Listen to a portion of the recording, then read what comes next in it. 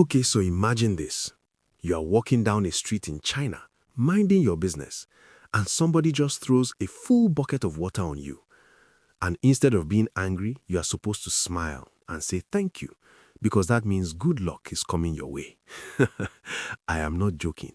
This is a real thing. This is actually a festival in China where that is the whole point.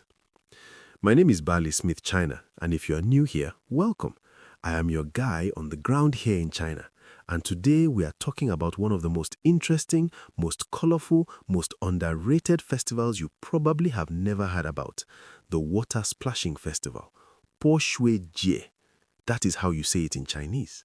And I promise you, by the end of this video, you are going to want to pack a bag and come to China just to experience this thing yourself.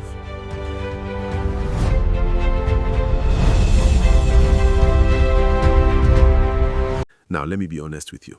Before I came to China, I did not know anything about this festival. Nobody talks about it the way they talk about Chinese New Year or the Lantern Festival. But based on my experience living here, I can tell you for a fact that this festival is something else entirely. It is loud, it is wet, it is full of life, and the history behind it goes back over 1,000 years. 1,000 years. Let that sink in. So, who exactly celebrates this thing? It is mainly the Dai people.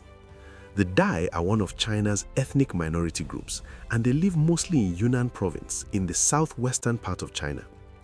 If you've been following this channel, you know I talk a lot about different parts of China and the things happening here that most people outside China never get to see. This is one of those things. The main celebration spot is a place called Xishuangbanna. Say that slowly with me. Xishuangbanna. It's right at the border of Myanmar and Laos, and honestly, when you are there, it does not feel like the China most people imagine. It's lush, it's tropical, it's vibrant, and the Dai people there have their own language, their own food, their own traditions, their own everything. The festival usually falls in mid-April, around the 13th to the 15th, and it can last anywhere from 3 to 7 days depending on where exactly you are in Yunnan. And I want you to understand something important. This is not just some fun tourism event. This is the Dai New Year. This is their most sacred celebration of the year. So there's a lot of meaning behind everything that happens. Now let me tell you the legend behind how this whole thing started, because this is the part that blew my mind. So the story goes that a long time ago, there was a very wicked demon king.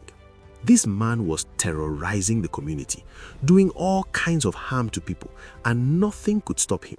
Regular weapons could not finish him. It seemed like he could not be defeated. But 7 brave women discovered a secret. The demon king's own hair could be used against him. They used it to end him. Here's the thing though. Once they had his head, it would cause fire and disaster if they put it down. So these women had to take turns holding the head, passing it between themselves throughout the year.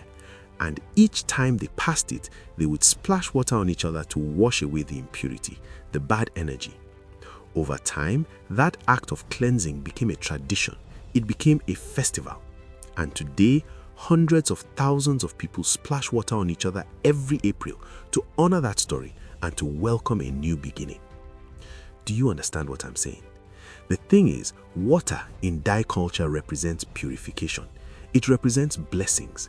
When someone throws water on you during this festival, they are literally saying, may this year bring you good health. May all your bad luck be washed away. May good things find you. That's the mindset. So, the more soaked you are, the more blessed you supposedly are. I'm not going to lie to you. That's a completely different way of thinking from what most of us are used to. But once you understand the meaning, it actually makes a lot of sense. Now, here's something that I found really interesting when I started researching this festival more deeply. This is not just a Chinese thing. Similar festivals exist across Southeast Asia. Thailand has Songkran, Myanmar has Tingyan, Laos has Pi Mai, and they all fall around the same time in April, and they all involve water. The reason is that the Dai people of Yunnan are actually ethnically and linguistically related to the Thai and Lao peoples. They share the same ancient cultural roots. So when you are in Xishuangbanna watching this festival, you are not just watching a Chinese minority celebration. You are watching a living thread of culture that stretches across an entire region of the world. That's big. That's history you can touch with your hands. So, let us get into what actually happens during the festival, because this is where it gets really interesting. I want to break this down for you properly, so you know what to expect if you ever find yourself in Yunnan in April. The first day is basically preparation. Families clean their homes from top to bottom. They are not just doing hygiene cleaning, they are spiritually clearing out the old year. Everything negative, everything that did not go well, they are sweeping it out to make room for fresh energy. There are also fairs starting up, dragon boat teams warming up, and performers getting ready. It's like the calm before the storm. Then comes the second day, and this is where things begin to heat up. Cultural events, traditional games, contests. One game that really got my attention is called tossing colorful sachets. Young men and women toss these small embroidered cloth bags to each other. And it's not random. It's a playful way of expressing affection and interest. Somebody tosses a bag your way, they are saying they like you. It's flirting, die style, which honestly I found very creative. No direct pressure, no awkwardness, just a little bag flying through the air carrying a message. But the third day, that's the main event. That's when the grand water splashing ceremony happens. And I'm telling you right now, nothing prepares you for the energy of it. People come out with buckets, basins, water guns, hoses, anything that can carry water. The streets become rivers. Everyone is fair game. You cannot walk through and stay dry. And honestly, you shouldn't even try. Because here is what I found out about this festival. There are actually two styles of splashing. The first style they call gentle splashing. This is the more traditional, respectful form. Elders are greeted by having water gently poured or sprinkled on them using branches or cupped hands. It's a mark of deep respect. You are not drenching somebody's grandmother with a high-pressure water gun. You are offering her a blessing with care. That's the cultural way. Then there's the second style, and this one has a name that I love, warrior splashing. This is the free-for-all. This is the festival version everybody shares on social media. Everybody becomes a target. Children, young people, tourists, strangers passing by. Nobody is safe. And being completely soaked means you are the most blessed person on the street. That's the energy. And I'm here in China telling you, based on what I have seen and heard from people who have been to this festival, it's infectious. You cannot be miserable in the middle of that. It's impossible. Now, beyond the water splashing, there are other things happening that are absolutely stunning. The dragon boat races on the Mekong River, which you might know as the Mekong River, are spectacular. Teams paddling in long, beautifully decorated boats to the beat of drums. Thousands of people watching from the riverbanks. It's community spirit at its highest.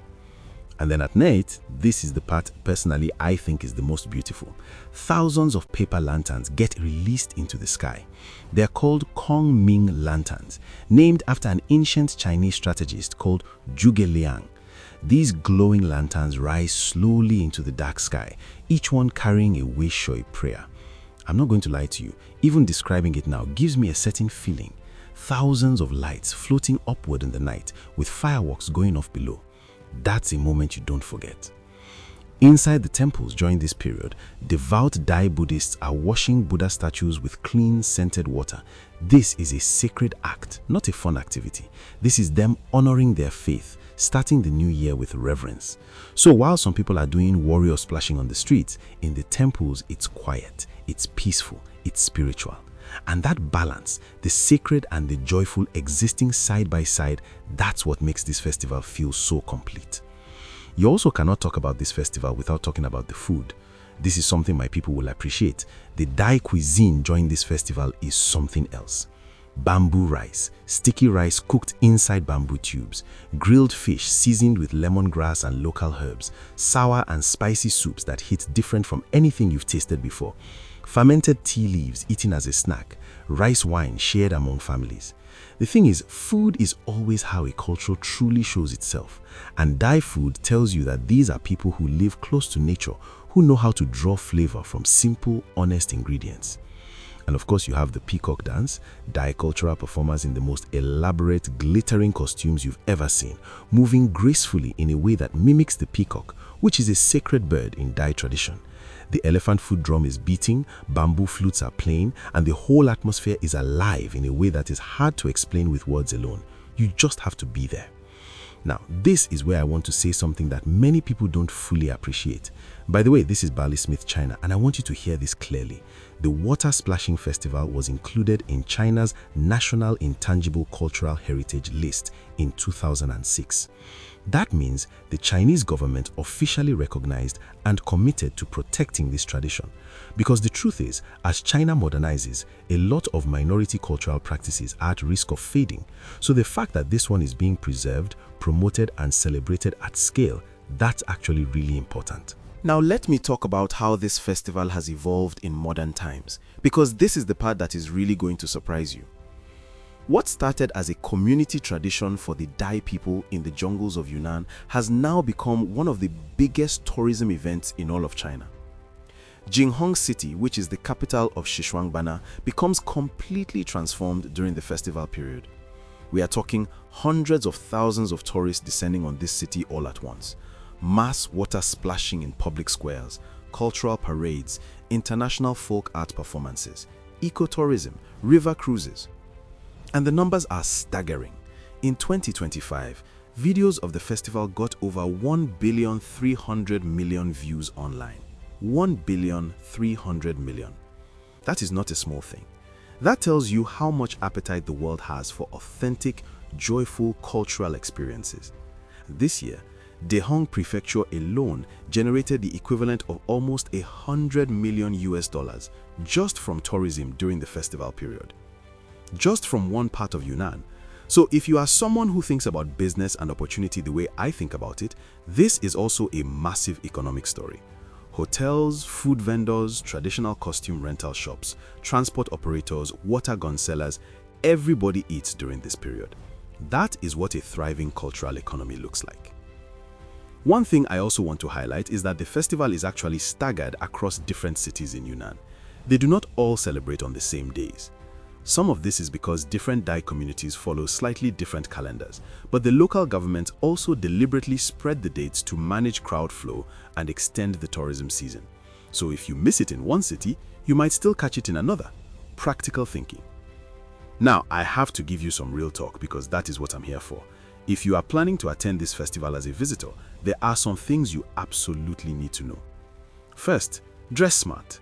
Wear clothes that dry quickly. Do not wear white or light colors unless you want to be walking around in see-through clothing because you will get completely soaked. Wear proper footwear, water shoes or steady sandals, not regular dress shoes, not flip-flops you will lose in the crowd. Practical footwear. Second, protect your belongings. Your phone, your camera, your wallet, everything goes in a waterproof bag. I'm telling you this because I know what it's like to lose a phone to water damage, and that is not the memory you want to bring home from your trip. Third, and this one is important, know who you are not supposed to splash. You do not throw water on monks, you do not splash elders, pregnant women, babies, or anyone in uniform like police or medical workers. You do not use ice-cold water or anything that is not clean, and do not aim high-pressure water guns at vehicles or people who are not participating. The festival is joyful, but it has rules. Respecting the culture means understanding where the line is. Do not be the visitor who goes viral for the wrong reason. Let me also tell you something that most people outside of China do not realize. This festival is not just about fun. It's a bridge. It connects Yunnan to Thailand, to Laos, to Myanmar, to the whole Mekong region. When international tourists and performers join together to dance and celebrate during this festival, they are strengthening real human connections across borders. The Lanchang Mekong region has an ancient shared identity, and this festival keeps that identity alive in a living, breathing way. That is not something you get from a textbook. That is something you feel when you are standing in the middle of it. The contrarian truth I want to leave you with is this. People always talk about Chinese culture as if it's one single thing. But China has 56 officially recognized ethnic groups, 56 different groups, each with their own language, their own traditions, their own way of understanding the world. The Dai people are just one of them, and the Water Splashing Festival shows you a China that most tourists never see, Not the skyscrapers of Shanghai, not the temples of Beijing, but the jungle rivers of Yunnan, where people have been living, celebrating, and building community for over 1,000 years. That China exists, and I am here to show it to you. So if you are someone who loves travel, who loves culture, who wants to experience something that would genuinely change the way you see the world, start planning a trip to Yunnan Province in April. Book early because Jinghong fills up fast. Bring waterproof everything and go in with an open heart, because this festival will take everything you thought you knew about China and expand it. Now, I want to hear from you. Drop it in the comments. What do you want me to cover next from here in China? Maybe you want me to go deep into the importation scene in Yunnan, or maybe you want me to show you another one of these hidden Chinese festivals that the rest of the world is sleeping on. Tell me what you want to see, and I'll make it happen. That's how we do things on this channel. And if you are new here, welcome to Barley Smith China, your #1 source for real on-the-ground knowledge from inside China. Not the tourist version, not the social media version, the real thing from somebody who is actually here, walking these streets, visiting these markets, seeing these things with his own eyes. Subscribe if you haven't, share this video with somebody who loves culture and travel, and I'll see you in the next one. Stay sharp, stay curious, and as always, this is Barley Smith China, your guy on the ground. Peace.